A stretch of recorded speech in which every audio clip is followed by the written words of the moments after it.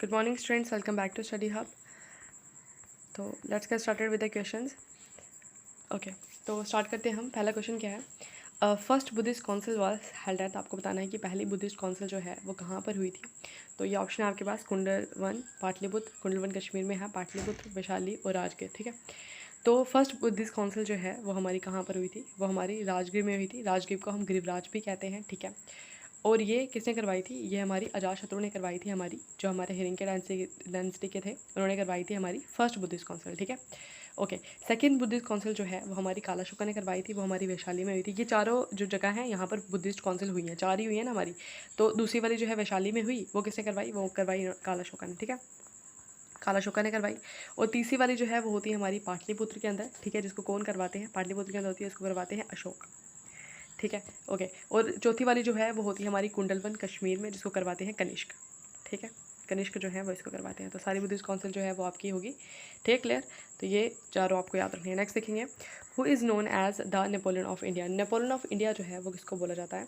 तो ऑप्शन है Samudragupta one, Chandragupta one, Samudragupta, Chandragupta second, Kumaragupta. ठीक है, तो ये सारे बंदे जो हैं वो हमारी गुप्ता डायनेस्टी के हैं। और नेपोलियन ऑफ इंडिया जो है वो बोला जाता है हमारे समुद्रगुप्त को। ठीक है, समुद्रगुप्त को जो है V.A. स्मिथ जो है इन्होंने बोला था समुद्रगुप्त नेपोलियन ऑफ इंडिया। ठीक है, इसके अलावा बात करते हैं चंद्रगुप्त वन जो है इनको बोला जाता है महेंद्र धीराज। ठीक है, महेंद्र धीराज। ठीक है, महेंद्र धीराज जो है वो बोला जाता है किसको? चंद्रगुप्त वन को। उसके बाद चंद्रगुप्त सेकंड जो है, इनके टाइम पे जो है क्या हुआ था? फाहीन जो है एक चाइनीज़ पिलग्रिम जो है, इंपॉर्टेंट क्वेश्चन पूछा जाता है कि फाहीन जो है वो किसके टाइम पर जो है वो इंडिया में आए थे? तो फाहीन जो है वो चंद्रगुप्त सेकंड के टाइम पर आए थे। ठीक है, कुमारगुप्त के बारे में याद रखना। कुमारगुप्त जो है इन्होंने नालंदा यूनिवर्सिटी जो है वो बनाई है। ठीक है, नालंदा यूनिवर्सिटी का नाम सुना होगा आपने। तो नालंदा यूनिवर्सिटी की फॉर्मेशन जो है वो हमारी कुमारगुप्त ने की है। ठीक है, ओके। और जो हमारा गुप्ता पीरियड था इसको गोल्डन पीरियड जो है वो हिंदुइज्म बोला जाता है। ठीक है, गुप्ता पीरियड को। आगे देखेंगे, which act was known as the Delhi pact. आपको बताना है कि दिल्ली पैक्ट जो है वो किस पैक्ट को बोला जाता था। ठीक है, तो गांधी इरविन पैक्ट जो है 1931 में हुआ था। तो गांधी इरविन पैक्ट को जो है हम दिल्ली पैक्ट बोलते हैं। ठीक है, इसके अंदर हुआ क्या था? यहाँ पर आपको पता है डांडी मार्च स्टार्ट हो गया था 1930 में, हमने डांडी मार्च करा। ठीक है, जिसको हम सिविल डिसोबीडियंस मूवमेंट भी हम बोलते हैं। ठीक है, तो डांडी मार्च हुआ तो यहाँ पर बहुत मास बेस्ड ये मूवमेंट हुआ, जिसमें बहुत सारे लीडर्स जो हैं वो अरेस्ट हो गए। ठीक है, बहुत सारे बंदों को उन्होंने अरेस्ट किया। तो फिर गांधी इरविन पैक्ट होता है जिसमें गांधी जी जो है वो डिमांड करते हैं कि जितने भी अपने जो प्रिजनर्स रखे हुए हैं, जितने भी बंदे जो लीडर्स थे, उन सबको आप रिलीज़ कर दो। ठीक है, और गांधी इरविन पैक्ट में ये भी था कि इन्होंने कहा कि जो बंदे भी हमारे नॉन वायलेंस तरीके से जो है हमने अरेस्ट किया, मतलब जिन्होंने वायलेंस में जिनका हाथ नहीं था, हम उनको सबको रिलीज़ कर देंगे। ठीक है, जिन्होंने वायलेंस किया उनको रिलीज़ नहीं करेंगे। ठीक है, और दूसरा ये था कि ये इन्होंने गांधी जी को बोला कि आप जो है सिविल डिसोबीडियंस मूवमेंट जो आप चला रहे हो इसको बंद कर दो, और आपने क्या करना है कि जो सेकंड राउंड टेबल कॉन्फ्रेंस होगी उसमें आपने पार्टिसिपेट करना है। तो मैंने आपको बताया था कि राउंड टेबल कॉन्फ्रेंस जो है वो 1930 में होती है। पहली राउंड टेबल कॉन्फ्रेंस कहाँ पर होती है? लंदन में होती है, जिसमें जो है इंटरनेशनल कांग्रेस जो है वो पार्टिसिपेट नहीं करती है। तो गांधी इरविन पैक्ट के बाद 1931 के बाद जो सितंबर में होता है हमारा गांधी इरविन पैक्ट, तो नवंबर दिसंबर में जो है वो हमारी क्या होती है? सेकेंड राउंड टेबल कॉन्फ्रेंस होती है 1931 में, जिसमें जो इरविन है ये गांधी जी को बोलते हैं कि आपने क्या करना है? सेकेंड राउंड टेबल कॉन्फ्रेंस में पार्टिसिपेट करना है। ठीक है, नेक्स्ट पूना पैक्ट की बात करते हैं। पूना पैक्ट जो है वो हमारा 1932 में होता है। ठीक है, MC डोनाल्ड जो हैं वो उस टाइम पे होते हैं हमारे प्राइम मिनिस्टर कहाँ के? ब्रिटेन के। तो वो डिक्लेयर कर देते हैं क्या? Communal award. ठीक है, कॉम्युनल अवार्ड में क्या था? कॉम्युनल अवार्ड में था कि हर एक जो मिनॉरिटीज़ हैं, जैसे कि अगर हम बात कर रहे हैं उस टाइम पे जो थी हमारी सिख्स थी, मुस्लिम्स थे, फिर उसके बाद डिप्रेस्ड क्लास थी। ठीक है, डिप्रेस्ड क्लास थी, उसके बाद वुमेंस थी। ठीक है, तो इन्होंने क्या कहा कि जितने भी जो हमारे मिनॉरिटीज़ हैं इन सबको जो है सेपरेट इलेक्टोरेट प्रोवाइड किया जाएगा। सेपरेट इलेक्टोरेट का मतलब क्या होता है? सेपरेट का मतलब होता है कि जैसे वुमेन है तो वुमेन जो है वो एक मतलब लीडर चुनेगी अपनी वुमेन, तो उनको ही वोट डालेंगे। ठीक है, जैसे हमारी डिप्रेस क्लास होगी तो वो अपने में से एक बंदा जुड़ेंगे तो उसी को वो वोट डालेंगे। ठीक है, तो इस तरह से जो है कॉमन अवार्ड जो है इन्होंने डिक्लेयर कर दिए। वो इसलिए किए क्योंकि वो चाहते थे कि जो डिप्रेस क्लास है उनको रिप्रेजेंटेशन मिल सके, बाकी जो मिनॉरिटीज़ है उनको भी रिप्रेजेंटेशन मिल सके। लेकिन गांधी जी ने कहा कि ये एक तरह से क्या कर रहे हैं, ये हमारे हिंदुओं को तोड़ने की कोशिश करें, क्योंकि जो डिप्रेस क्लास है वो हमारा पार्ट है, वो हमारा इंटीग्रल पार्ट है, तो हम उनसे अलग नहीं कर सकते। ठीक है, अगर हमें कुछ इरेडिकेट करना है तो वो हमें अनटचेबिलिटी जो है वो इरेडिकेट करनी है। इसलिए जो है गांधी जी इनके खिलाफ हो जाते हैं और इस अवार्ड के खिलाफ हो जाते हैं, और वो क्या करते हैं? वो आमरण अनशन पर बैठ जाते हैं। ठीक है, तो यद्रवा जेल के अंदर जो है यरवदा जेल के अंदर जो है गांधी जी जो है वो भूख हड़ताल में बैठ जाते हैं। उसके बाद जो है हमारा पूना पैक्ट होता है 1932 के अंदर डॉक्टर बी आर अम्बेडकर के बीच में और गांधी जी के बीच में, ठीक है। तो इसमें क्या होता है कि क्या बोलते हैं उसको, रिप्रेजेंटेशन जो है वो इनकी इस तरह से नहीं थी कि उनको कॉमन अवार्ड दिया जाए, मतलब कि सेपरेट इलेक्टोरेट कर दिया जाए उनका, लेकिन उनको क्या किया, उनको जो है सीट्स जो थी उनकी वो प्रोविंशियल लेजिस्लेटिव में वो बढ़ा दी गई, ठीक है। ओके, वेवल प्लान की बात करते हैं तो वेवल प्लान जो है 1945 में आता है। वेवल प्लान में इन्होंने क्या कहा कि एक नई एग्जीक्यूटिव काउंसिल बनाएंगे, ठीक है। एग्जीक्यूटिव काउंसिल बनाएंगे, ये वेवल जो थे हमारे लॉर्ड वेवल, इन्होंने बोला एग्जीक्यूटिव काउंसिल बनाएंगे। उसके अंदर इन्होंने बोला कि हम सारे के सारे जो हैं मेंबर्स जो होंगे उसके इंडियंस होंगे, सारे मेंबर इंडियन होंगे, लेकिन कहते हैं वाइसरॉय जो है वो भी हमारा ब्रिटिश से होगा, ब्रिटिशर होगा, और साथ में जो कमांडर इन चीफ है वो भी हमारा ब्रिटिशर होगा, ठीक है। मतलब जो मेन हेड होंगे वो ब्रिटिशर होंगे, बाकी सारे जो हैं वो हम इंडिया ले सकते हैं। तो ये वेवर प्लान था जिसको मुस्लिम लीग ने भी रिजेक्ट कर दिया और साथ में इंडियन नेशनल कांग्रेस ने भी रिजेक्ट कर दिया, ठीक है। उसके बाद बात करते हैं Mountbatten plan. Mountbatten plan को हम 3 जून प्लान भी कहते हैं, 3 जून प्लान भी कहते हैं। इसमें तो जो है पार्टीशन की बात की गई थी, माउंट बैटन ने ही एक्चुअली जो है इंडिया को पार्टीशन किया, ठीक है। फिर इंडिया और पाकिस्तान जो है वो 2 अलग अलग कंट्रीज़ बन जाती है हमारी, ठीक है। नेक्स्ट देखते हैं, और माउंट बैटन जो है ये हमारे पहले first governor general of India भी थे हमारे फ्री इंडिया के, ठीक है। Which type of soil contains the dead remains of plants and animals and fossil of the plants. इस तरह से एक क्वेश्चन जो है वो आया भी था यहाँ पर, जो अभी वुमेन वाला एग्जाम हुआ था ना उसमें आया था, ठीक है। ये JKP का ही। विच टाइप ऑफ सॉइल जो है, कौन सी ऐसी सॉइल है जिसके अंदर हमें डेड रिमेन्स देखने को मिलते हैं प्लांट्स के, एनिमल्स के, फॉसिल्स के, ठीक है। फॉसिल्स मिलते हैं हमें प्लांट्स के, ठीक है। तो वो कौन सी किस तरह की रॉक है, कौन सी सेडिमेंट्री रॉक्स के अंदर जो है ये हम सब देखना पड़ता है। सेडिमेंट्री रॉक देखो इसके नाम से ही बता रहे हैं कि सेडिमेंट से मिलकर के बना हुआ है, ठीक है। जैसे कि हमारा होता क्या है, मैं आपको पूरी प्रोसेस बताती हूँ। तो ये है हमारे पास, यहाँ से बताती हूँ, लावा जो है वो हमारा यहाँ से लावा जो है वो बाहर आता है। उसकी वजह से क्या होता है कि लावा जो है जब कूल डाउन हो जाता है, ठीक है, तो जब कूल डाउन होगा तो वो बनेगी हमारी इग्निशियस रॉक, ठीक है, जो हमारी पेरेंट रॉक होगी, ठीक है। इग्निशियस रॉक भी 2 तरह की है, एक है हमारी इंट्रूसिव इग्निशियस रॉक, एक है हमारी एक्सट्रूसिव इग्निशियस रॉक, ठीक है। इंट्रूसिव की एग्जाम्पल्स आपको पता होनी चाहिए, ग्रेनाइट जो है वो हमारी इंट्रूसिव है, ठीक है। इसके अलावा डाइक्स होते हैं, ठीक है, ये क्वेश्चन भी आते हैं कि कौन सा है। लैकोलिथ होते हैं, लैपोलिथ होते हैं, ठीक है। ये सारी जो है एग्जाम्पल है किसकी, इग्निशियस रॉक की। जो हमारा लावा जब ज़मीन से बाहर आया और वो कूल डाउन हो गया तो वो बन गई हमारी इग्निशियस रॉक, ठीक है, पेरेंट रॉक है हमारी, ठीक है। यहाँ पर कोई भी किसी तरह से टेम्परेचर या प्रेशर का इस पर इफेक्ट नहीं है।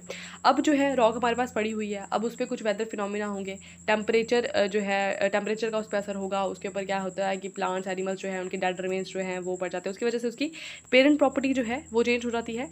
जब पेरेंट प्रॉपर्टी चेंज हो जाती है तो वो बन जाती है हमारी सेडिमेंट्री रॉक। तो इसके अंदर जो है हमारी एग्जाम्पल जो है वो है कि मेरी स्टैंड स्टोन होते हैं, क्ले होगी हमारी यहाँ पर, ठीक है। उसके बाद जो है हमारे यहाँ पर और क्या क्या होता है, यहाँ पर सैंडस्टोन होगी, क्ले होगी, इसके अलावा जो है डोलोमाइट होगी, डोलोमाइट वगैरह, ये सब और वगैरह सब कुछ चीज़ें जो है ये किसकी एग्जांपल है, ये हमारी सेडिमेंट्री रॉक्स की। अब मेटामॉर्फिक रॉक क्या होती है, जब इनकी पेरेंट प्रॉपर्टी बिल्कुल ही चेंज हो जाती है। मेटामॉर्फिक एक अलग ही चीज़ है, ठीक है। जैसे कि सैंडस्टोन से क्या बन जाएगा, क्वार्टजाइट बन जाएगा, क्वार्टजाइट बन जाता है, ठीक है। फिर उसके बाद जो है हमारा लाइमस्टोन होता है, लाइमस्टोन से जो है लाइमस्टोन जो है वो एक हमारी क्या है, सेडिमेंट्री रॉक। लाइमस्टोन से जो है वो क्या बन जाता है हमारा मार्बल बन जाता है, ठीक है। तो ये जो अभी हम चीज़ें देखते हैं जैसे मार्बल देख लिया, क्वार्टजाइट हो गया है ना, तो ये सारी चीज़ें जो है ये क्या है हमारी मेटामॉर्फिक रॉक है, ठीक है, समझ आई। तो इसका आंसर क्या है, सेडिमेंट्री रॉक, ठीक है। जहाँ पर प्लांट्स के हमारे फॉसिल्स वगैरह जो हमें देखने को मिलते हैं वो होती है हमारी सेडिमेंट्री रॉक, ठीक है। नेक्स्ट देखेंगे, भागीरथी मीट्स अलकनंदा एट, ठीक है। भागीरथी और अलकनंदा 2 रिवर है, ठीक है। ये मैंने आपको कल भी बताया था कि ये है हमारी अलकनंदा रिवर, ठीक है। सपोज ये अलकनंदा रिवर है, अलकनंदा रिवर जो है वो कहाँ से निकलेगी, सत्थोपंथ ग्लेशियर से, ठीक है। सत्थोपंथ एक ग्लेशियर है, वहाँ से निकलती है अलकनंदा रिवर, और यहाँ पर है हमारी उत्तरकाशी, ठीक है। उत्तरकाशी से जो है उत्तरकाशी उत्तराखंड से निकलती है हमारी कौन सी, भागीरथी। ये भागीरथी रिवर है, ये अलकनंदा रिवर है। ये दोनों रिवर जो है मिलती है कहाँ पर, देवप्रयाग में जाकर के। तो इसका आंसर जो है वो क्या हो जाएगा, देवप्रयाग। भागीरथी मीट्स अलकनंदा देवप्रयाग। अब बाकी प्रयाग के बारे में बात कर लेते हैं। ये थी हमारी भागीरथी, ये थी हमारी अलकनंदा, ये दोनों मिलकर देवप्रयाग में। लेकिन उससे मिलने से पहले भी यहाँ पर जब अलकनंदा आ रही थी, सबसे पहले यहाँ पर जाकर मिल जाती है एक विष्णु रिवर, ठीक है, जिसको हम धौली गंगा भी बोलते हैं, और इसको हम क्या बोलते हैं, विष्णु प्रयाग, ठीक है, विष्णु प्रयाग इसको बोलेंगे। उसके बाद जो है यहाँ पर आकर के मिल जाती है मंदाकिनी, मंदाकिनी एक रिवर है, वो इसे मिल जाएगी, तो यहाँ पर बन जाएगा रुद्रप्रयाग। इस जगह को क्या बोलेंगे, रुद्रप्रयाग बोलेंगे। उसके बाद जो है यहाँ पर आकर के एक रिवर मिलती है जिसका नाम है पिंडर, पिंडर एक रिवर मिलती है जो यहाँ पर मिल जाएगी, और इसको क्या बोलेंगे, इसको बोलेंगे करण प्रयाग, ठीक है। तो ये नाम याद रखना, नोट डाउन कर लो, आपको भूल जाएगा अगर तो इसका आंसर जो है वो क्या है, देवप्रयाग, जहाँ पर हमारी भागीरथी और अलकनंदा मिलते हैं, ठीक है, ओके। और जहाँ पर हमारी यमुना और गंगा मिलती है उसको क्या बोलते हैं, उसको बोलते हैं प्रयागराज। ये कहाँ पर है, इलाहाबाद में, ठीक है। नेक्स्ट देखेंगे the concept of the DPSPs यानी directory principles of state policy जो है वो हमने कौन से कॉन्स्टिट्यूशन से लिया गया है, किस कंट्री के कॉन्स्टिट्यूशन से लिया गया है? तो DPSP जो है वो हमने आयरलैंड के कॉन्स्टिट्यूशन से लिया हुआ है, ठीक है। और आयरलैंड ने जो है ये स्पेन के कॉन्स्टिट्यूशन से लिया हुआ है, ठीक है। आयरलैंड ने स्पेन से बोरो किया और हमने आयरलैंड से किया, ठीक है। ओके, आयरलैंड से जो है हमने और एक और चीज़ ली हुई है कि प्रेसिडेंट के इलेक्शंस जो है, प्रेसिडेंट के इलेक्शन के मेथड जो है वो भी हमने कहाँ से लिया है? आयरलैंड से लिया है। और nominations of the member of Rajya Sabha वो भी हमने आयरलैंड के कॉन्स्टिट्यूशन से लिया है, समझ आ गई। अब बात करते हैं बाकी कॉन्स्टिट्यूशन से हमने क्या लिया। ऑस्ट्रेलिया की बात करते हैं तो ऑस्ट्रेलिया से जो है हमने कॉन्करेंट लिस्ट जो है, कॉन्करेंट लिस्ट जो है वो हमने ऑस्ट्रेलिया के कॉन्स्टिट्यूशन से ली हुई है, ठीक है। इसके अलावा अगर हम बात करें ऑस्ट्रेलिया कॉन्स्टिट्यूशन से जो है लैंग्वेज ऑफ प्रेम्बल, ठीक है, लैंग्वेज जो है हमारे प्रेम्बल की वो भी हमने ऑस्ट्रेलिया के कॉन्स्टिट्यूशन से ली हुई है। इसके अलावा एक और चीज़ है हमारी joint sitting article number 108 of our constitution, ये भी हमने कहाँ से लिया है? ये भी हमने ऑस्ट्रेलिया के कॉन्स्टिट्यूशन से लिया है, ठीक है। बात करते हैं यूएसए के बारे में, तो हमारे जो फंडामेंटल राइट्स हैं वो हमने यूएसए के कॉन्स्टिट्यूशन से लिए हुए हैं। इसके अलावा अगर हम बात करें प्रेम्बल भी हमने यूएसए के कॉन्स्टिट्यूशन से लिया। और एक बात आपको मैं और बताऊँ कि यूएसए जो है वो पहली ऐसी कंट्री थी जिसने जो है अपने जिसने जो है अपने क्या बोलते हैं उसको कॉन्स्टिट्यूशन, रिटन कॉन्स्टिट्यूशन लिखने वाली पहली कंट्री जो है वो हमारी यूएसए है, ठीक है। फंडामेंटल राइट्स हो गए, प्रेम्बल हो गया, हमने यूएसए से लिया हुआ है, ठीक है। इसके अलावा जुडिशियल रिव्यू जो है ये हमने यहाँ से लिया हुआ है। इम्पीचमेंट प्रोसीजर्स जो हैं वो हमने यूएसए के कॉन्स्टिट्यूशन से लिए हुए हैं, ठीक है। ओके, और रिमूवल ऑफ द जजेस of the supreme court and high court वो भी हमने यूएसए के कॉन्स्टिट्यूशन से लिया है, ठीक है। बात करते हैं यूएसएसआर की, तो यूएसएसआर से हमने क्या लिया है? यूएसएसआर जो है फॉर्मर यूएसएसआर इस टाइम पे रशिया है। फंडामेंटल ड्यूटीज़ की अगर हम बात करें, जो हमने 42nd कॉन्स्टिट्यूशनल अमेंडमेंट में ऐड करी थी, मैंने आपको कल बताया था, वो हमने कहाँ से लिया है? वो हमने यूएसएसआर से ली हुई है, ठीक है। ओके, और इसके अलावा जो है हाँ बस इतना ही है, ठीक है। यूएसएसआर अब नहीं है, अब रशिया है। और इस टाइम पे रशिया के पास जो है वो फंडामेंटल ड्यूटीज़ नहीं है। जापान जो है ओनली एक ऐसी कंट्री है जिसके पास बहुत स्ट्रिक्ट एक्शन है फंडामेंटल ड्यूटीज़ के लिए, ठीक है। ओके, हमारे यहाँ पर कोई एक्शन नहीं लिया जाता, लेकिन ये है कि ये हमारी ड्यूटी है कि हम फॉलो करें अपनी फंडामेंटल ड्यूटीज़ को, ठीक है। ओके, नेक्स्ट देखते हैं। Official languages are under which schedule of the Indian constitution. आपको बताना है ऑफिशियल लैंग्वेजेस जो है वो कौन से स्केड्यूल के अंदर आती है, तो इसका आंसर जो है वो होता है हमारा 8 स्केड्यूल के अंदर जो है वो हमारे ऑफिशियल लैंग्वेजेस के बारे में बोला गया है। और 22 जो है वो हमारी ऑफिशियल लैंग्वेजेस है। ओरिजिनली 14 थी, उसके बाद 3 अमेंडमेंट्स होती हैं, जिसके बाद ओरिजिनली जो अभी जो है एट प्रेजेंट जो है 22 लैंग्वेजेस हैं, ठीक है। ये बात रखना। बाकी के बारे में बात करते हैं। 7 स्केड्यूल की बात करें अगर हम 7 स्केड्यूल के अंदर जो है डिवीजन ऑफ पावर की बात की गई है, जिसमें हमारे पास एक है सेंट्रल लिस्ट, एक है स्टेट लिस्ट, एक है हमारे पास कॉन्करेंट लिस्ट। सेंट्रल लिस्ट के अंदर जो है वो हमारी सेंट्रल लॉज बना सकती है, स्टेट के अंदर जो है वो स्टेट बना सकती है, और कॉन्करेंट लिस्ट के अंदर जो है वो हमारी बोथ सेंटर और स्टेट जो है वो लॉज बना सकते हैं, ठीक है। उसके बाद अगर हम बात करें और डिवीजन ऑफ द पावर जो है, ये हमने कंसेप्ट जो है वो कहाँ से लिया हुआ है? ये हमारा कनाडा के कॉन्स्टिट्यूशन से लिया है हमने डिवीजन ऑफ पावर, ठीक है। ओके, उसके बाद अगर बात करते हैं 10th स्केड्यूल की, तो 10th स्केड्यूल के अंदर जो है ये हमारा एंटी डिफेक्शन लॉ के बारे में बताता है, ठीक है। Anti defection law. उसके बाद 11th स्केड्यूल की बात की जाए तो इसके अंदर जो है पंचायती राज के बारे में बात की गई है, ठीक है, पंचायती राज। और इसके अंदर 29 यूनिट्स जो हैं वो आते हैं, 29 सब्जेक्ट्स हैं हमारे पंचायती राज के अंदर, ठीक है। और 12th स्केड्यूल याद रखना म्यूनसिपैलिटीज़ के बारे में बात करता है। नेक्स्ट देखते हैं, speed of sound is maximum in. आपको बताना है कि साउंड की स्पीड जो है वो मैक्सिमम किस में होती है। सबसे पहले आपको पता चाहिए कि साउंड की स्पीड है कितनी है। 332 मीटर पर सेकेंड जो है इस स्पीड से हमारी साउंड जो है वो ट्रैवल करती है, ठीक है। और साउंड की स्पीड जो है मैक्सिमम किस में होती है? सॉलिड में होती है सबसे ज़्यादा, ठीक है। एल्युमिनियम में सबसे ज़्यादा होती है, और सबसे कम जो है वो कार्बन डाइऑक्साइड के अंदर होती है। इसका मतलब यह है कि मैक्सिमम तो है वो सॉलिड के अंदर है और मिनिमम जो है वो गैसेस में है, ठीक है। नेक्स्ट देखते हैं, blue colour of the sky is due to. आपको बताना है कि स्काई का ब्लू कलर जो है वो किसकी वजह से होता है, और स्काई का ब्लू कलर जो है वो होता है हमारा स्कैटरिंग की वजह से। स्कैटर लाइट जो है वो स्कैटर हो जाती है और ब्लू कलर बच जाता है, उसकी वजह से हमें जो हमारा स्काई है वो हमें ब्लू कलर का दिखता है। डिस्पर्शन का मतलब होता है लाइट का जो है अलग अलग कलर्स में जो है डिस्पर्स हो जाना, ठीक है। जैसे रेनबो फॉर्मेशन वगैरह होती है हमारी, डिस्पर्शन ऑफ लाइट होगी। रिफ्लेक्शन आपको पता है कि bouncing back of the light जो है उसको बोलते हैं रिफ्लेक्शन। और रिफ्रैक्शन जो है वो होती है हमारी bending of the light from, जब वो पास होती है एक मीडियम से दूसरे मीडियम में, उसको बोलते हैं रिफ्रैक्शन, ठीक है। Tomato contains which type of acid. आपको बताना है टोमेटो के अंदर जो है वो किस तरह का एसिड प्रेजेंट होता है, तो इसका आंसर जो है वो हो जाएगा हमारा ऑक्सलिक एसिड। टोमेटो के अंदर ऑक्सलिक एसिड प्रेजेंट होता है। बाकी की बात करते हैं। लैक्टिक एसिड जो है वो हमारा मिल्क में प्रेजेंट होता है, ठीक है। अगर हम बात करें टार्क्टिक एसिड जो है वो हमें ग्रेप्स में देखने को मिलता है, ठीक है, ग्रेप्स में। और सिट्रिक एसिड की बात की जाए तो जितने भी हमारे जो खट्टे फ्रूट वगैरह होते हैं, जैसे कि लेमन हो गया हमारा, है ना, जैसे कि ऑरेंज हो गए, इसके अंदर जो है हमें क्या देखने को मिलता है? हमें सिट्रिक एसिड जो है देखने को मिलता है, ठीक है। नेक्स्ट देखेंगे, which part of the cell is known as a kitchen of the cell. आपको बताना है किचन ऑफ द सेल जो है वो किसको बोला जाता है, ठीक है। किचन जहाँ पर खाना बनेगा तो वो क्या कौन सा है? हमारा क्लोरोप्लास्ट। ये प्लांट सेल का पार्ट है क्लोरोप्लास्ट, ठीक है। प्लांट्स के अंदर जो है प्लास्टिड्स प्रेजेंट होते हैं, 3 तरह के प्लास्टिड्स होते हैं। तो उसमें से एक जो है वो क्लोरोप्लास्ट है, ग्रीन कलर का होता है, जहाँ पर एक्चुअली क्या होता है जो हम खाना जो है हमारा, जो खाना का मतलब ये हो कि फोटोसिंथेसिस होगा, उसकी वजह से जो है हमारा क्या बनेगा, फूड जो है सेल को जो सेलमोरियो फूड जो है प्लांट को चाहिए होता है, वो हमारा क्लोरोप्लास्ट के अंदर जो है वो बनता है, ठीक है। माइटोकॉन्ड्रिया की बात की जाए तो माइटोकॉन्ड्रिया जो है यहाँ पर इसको बोला जाता है powerhouse of the cell बोला जाता है माइटोकॉन्ड्रिया, क्योंकि एनर्जी फॉर्मेशन जो है वो हमारी कहाँ पर होती है, वो हमारी in the form of the ATP mitochondria के अंदर होती है, ठीक है। एंडोप्लाज्मिक रेटिकुलम जो है इसकी बात की जाए तो यहाँ पर जो है एक्चुअली प्रोटीन सिंथेसिस होती है, ठीक है। इसके अलावा जो है डिटॉक्सिफिकेशन भी होती है। एंडोप्लाज्मिक रेटिकुलम जो है वो दो तरह के होते हैं। एक होता है हमारा रफ एंडोप्लाज्मिक रेटिकुलम, ठीक है। एक होता है हमारा स्मूथ एंडोप्लाज्मिक रेटिकुलम, ठीक है। जो हमारा रफ एंडोप्लाज्मिक रेटिकुलम होता है इसके अंदर जो है राइबोसोम्स जो है वो प्रेजेंट होते हैं, ठीक है। राइबोसोम्स प्रेजेंट होते हैं जो प्रोटीन सिंथेसिस करते हैं, ठीक है, प्रोटीन सिंथेसिस।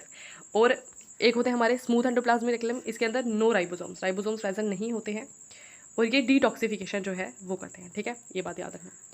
गोगली एपरेटस जो है ये ट्रांसपोर्टेशन करते हैं फूड मटेरियल्स को, ठीक है। ओके, आगे बात करते हैं first super computer of India. आपको बताना है इंडिया का फर्स्ट सुपर कंप्यूटर जो था वो कौन सा था। तो ये क्वेश्चन भी आया हुआ था रिसेंट किसी एग्जाम में, देखा था मैंने।